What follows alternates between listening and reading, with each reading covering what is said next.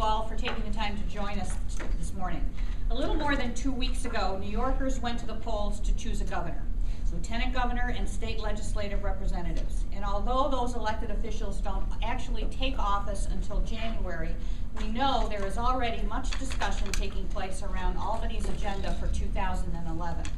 Central to that discussion must be the state of New York's economy, and that is why this morning the Rochester Business Alliance is unveiling a report aimed at focusing that conversation. It is entitled New York State Survival Guide, and it puts forth 10 actions we firmly believe our state government must take if New York is to be saved from economic ruin. The facts are simple. Years of out-of-control spending and a history of raising taxes to cover our expenses have left New York on the brink of financial disaster. Just 2 days ago, Comptroller DiNapoli said New York's budget shortfall could grow to nearly $1 billion by the end of the fiscal year if corrective actions are not taken.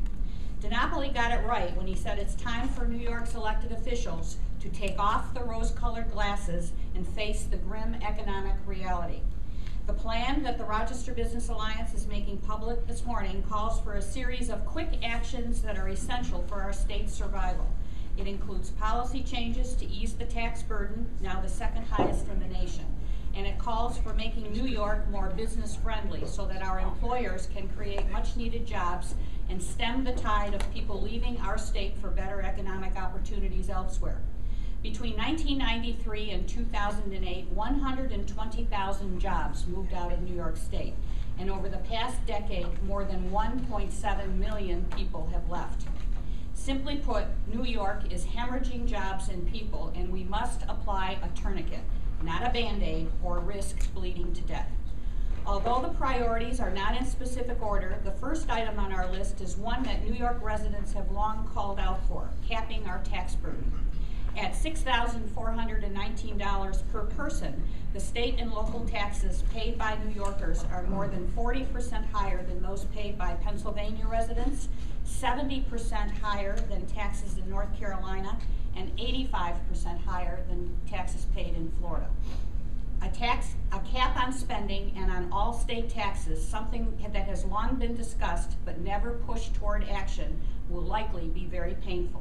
But it's critical to end the dangerous tax and spend cycle that has brought us to this point. Other key items in our guide include controlling unfunded mandates, requirements passed down by the state which the implementing municipalities such as towns, counties, and school districts, as well as businesses, must pay for. This is simply cost shifting of an unsustainable burden. Ending the double standard of public employee compensation versus private employers. Trimming the cost of New York's Medicaid program, the most expensive in the nation. Controlling the debt burden through a cap on increases and a ban on backdoor borrowing by state authorities.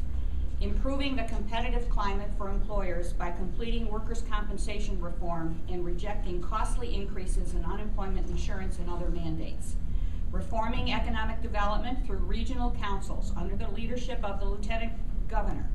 Encouraging innovation in education by eliminating the cap on charter schools and passing the SUNY Public Higher Education Empowerment and Innovation Act.